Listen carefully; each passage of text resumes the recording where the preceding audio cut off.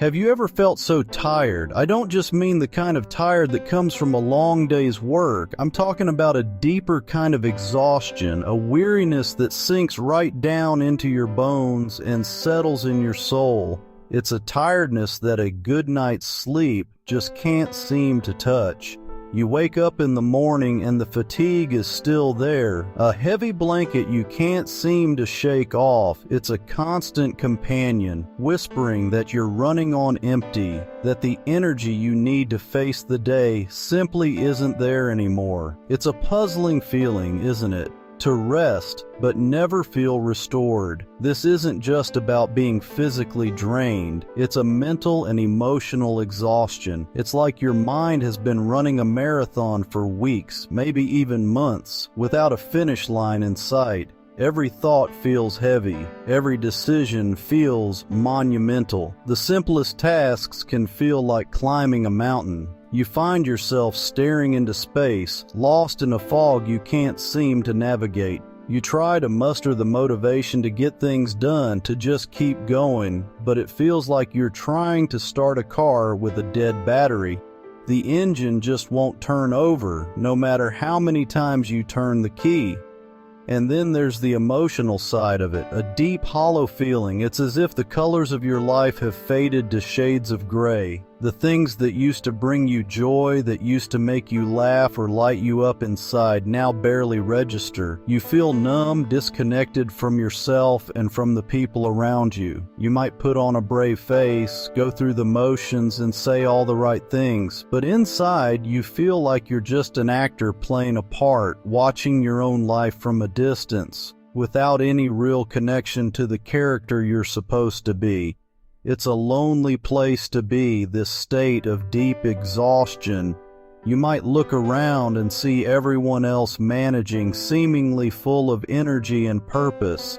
It can make you feel like you're doing something wrong, like you're somehow failing at the simple act of living. You might wonder, what's wrong with me? Why can't I just snap out of this? You might even feel a sense of shame about it, trying to hide how depleted you truly are. But I want you to know, right here and right now, if this is where you find yourself, you are not failing. You are not broken. You are just tired, so very tired.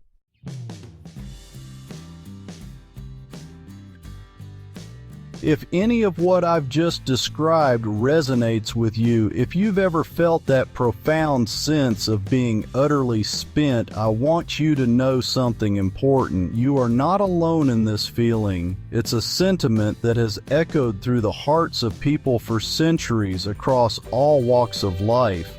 It's a deeply human experience to feel overwhelmed, to reach a point where you feel like you have nothing left to give. It's not a sign of weakness. It's often a sign that you have been strong for far too long, carrying a weight that was never meant to be carried alone. In fact, this feeling of being completely exhausted and ready to give up is so universal that it even appears in the most ancient and sacred of texts. You might be surprised to learn that even people in the Bible, figures we often think of as pillars of strength and unwavering faith, went through moments of profound burnout. They faced times where they felt completely defeated, isolated, and overwhelmed by the pressures of their lives. They were human, just like you and me, and they experienced the same emotional and spiritual exhaustion that can feel so debilitating. This might be a surprising thought. We often look at these historical figures and see them as larger than life, almost untouchable in their conviction. We read their stories of great triumphs and moments of incredible faith, and it's easy to assume they were immune to the everyday struggles of doubt, fear, and weariness. But that simply isn't the case. Their stories are not just about grand miracles and divine interventions. They are also about the quiet, desperate moments in between. The moments when they felt lost, afraid, and completely out of strength. And that is precisely why their stories are so powerful powerful and so relevant to us today. They remind us that feeling this way is not a failure of faith or a character flaw. It's part of the human condition. By exploring their journeys, we can see a reflection of our own. We can find comfort in knowing that even the strongest among us have felt the desire to retreat, to hide, and to simply say, "I can't do this anymore." Their struggles give us permission to be honest about our own, to acknowledge the depth of our exhaustion without judgment or shame. Burnout isn't a sudden storm. It's a slow, creeping fog, draining color from your life until everything feels muted and dull. Hobbies become chores, motivation fades, and even simple tasks feel insurmountable. You withdraw, not by choice, but from exhaustion, retreating to protect what little you have left. Burnout feels like moving through a haze. You go through your daily routine on autopilot, physically present but mentally distant. Emotions fade and life becomes a series of actions just to get through the day. You're a ghost in your own life, simply existing instead of truly living. At the heart of burnout is a heavy sense of emptiness. You've given so much you feel hollowed out, like a well run dry. This emptiness isn't peaceful, it's heavy, a weight you carry everywhere. But this feeling is not the end of your story. It's a sign something has to change. Elijah, a prophet of immense faith, just won a great victory, calling down fire from heaven. But right after fear struck, Jezebel threatened his life, and Elijah, once so strong, ran in terror. His story reminds us, even after triumph, we can feel fragile. Strength and vulnerability often walk hand in hand. Elijah fled into the wilderness, his journey echoing his inner despair. Exhausted, he collapsed under a solitary tree, overwhelmed and praying, "I have had enough, Lord." In that moment, Elijah's honesty shows us even the greatest can feel hopeless, and it's okay to admit when we've reached our breaking point. Elijah carried the weight of a nation, always on guard, always fighting, always alone. Burnout wasn't from one threat, but from being the only voice of truth in a hostile world. Even the strongest can't carry that burden forever. Elijah's story reminds us exhaustion is not failure, it's human. Burnout often hits the strongest people hardest. If you're the one everyone turns to, you know the weight of always being reliable. Every burden you pick up adds to your own load until you're quietly breaking under the pressure. Remember, your energy isn't infinite. Even the strongest need support too.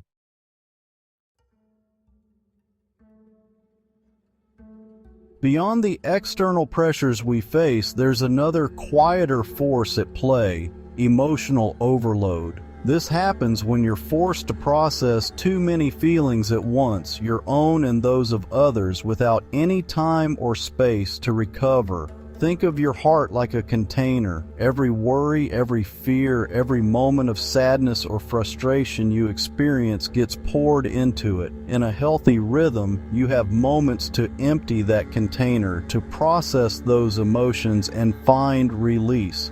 But when you're in a season of high stress, the container just keeps filling up faster than you can empty it. It gets heavier and heavier, and the pressure inside starts to build. This is especially true for those of us who are empathetic.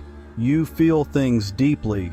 When a friend is hurting, you hurt with them. When you see injustice in the world, it weighs on you personally. You absorb the emotional climate of your workplace, your family, and your community. This empathy is a beautiful gift. a source of connection and compassion. But without boundaries, it can become an overwhelming burden. You end up carrying the emotional baggage of dozens of people, and your own system becomes flooded. You're trying to navigate your own life while also being tossed around by the emotional currents of everyone around you. Emotional overload leads to a state of numbness. It's a defense mechanism. When the feelings become too intense and too constant, your mind starts to shut them down to protect you. It's like a circuit breaker tripping when the electrical current gets too high. The problem is you can't selectively numb emotions. When you shut down the pain and the anxiety, you also shut down the joy, the peace, and the love. You end up in that gray, hazy place we talked about, where nothing seems to touch you. You feel disconnected and hollow, not because you don't care, but because you cared too much for too long without a break. This is why trying to stay strong emotionally can backfire. We're often taught to suppress our feelings, to put on a brave face and not let things get to us. But emotions are energy, and that energy has to go somewhere. When you constantly push them down, they don't disappear, they just build up under the surface, creating a tension that drains your resources and contributes to your exhaustion. True strength isn't about not feeling, it's about allowing yourself to feel and then giving yourself the grace and the space to process those feelings in a healthy way. Without that release, the overload is inevitable.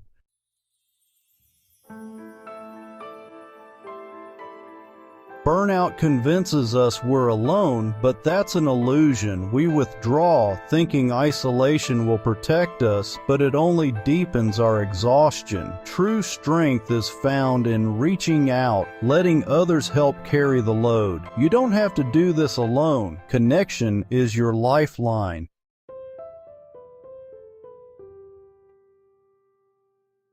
At his lowest, Elijah collapsed in exhaustion. No lectures, no demands, just rest. An angel offered him food and water, not judgment. God's first response was care, not correction. Elijah was allowed to rest again. No rush, no pressure. Healing began with simple needs: sleep, nourishment, grace. Sometimes recovery starts with honoring your body's need to pause.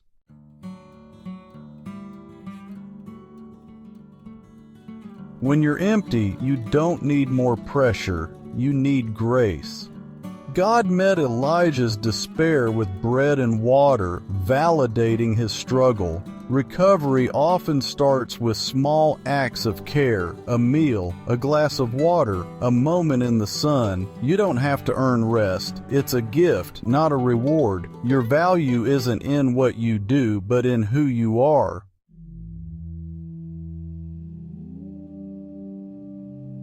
After rest, Elijah sought God and found him, not in the chaos, but in a gentle whisper. God met his burnout with peace, not power. Healing comes in quiet moments, not dramatic displays. Sometimes what we need most is stillness, a reminder that we're seen and not alone. Listen for the whisper. That's where restoration begins.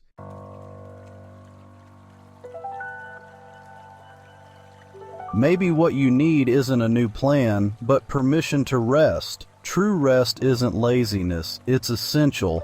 Let go of guilt. Honor your need to pause. It's okay to say no, to clear your schedule, to simply breathe. Restoration happens in stillness, not in striving. Give yourself the grace to be still and let healing begin.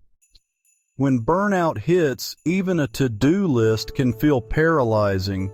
Like Elijah, sometimes all you need is your next meal, not a 10-point plan. Focus on one gentle step. Drink water, open the curtains, or text a friend. That single simple step is enough. For today, it's everything. When you slow down to rest, it's easy to fear you're falling behind while the world keeps moving. But rest isn't failure. Like trees in winter, you're gathering strength for the seasons ahead. This is not a setback, it's part of your journey. This exhaustion is just a season, not a life sentence. Like winter giving way to spring, this too will pass. You are not alone. Everyone faces seasons like this. Be gentle with yourself. Trust the season you are in. It has a purpose. If you feel empty, know it's not the end, just a gentle signal that it's time to be refilled. You are not a machine. You are a living soul who needs care and rest. Allow yourself small moments of grace, a warm cup of tea, a kind word, a quiet pause. The emptiness you feel is a vessel waiting to be filled. Trust the quiet. It is time to be refilled because grace still speaks.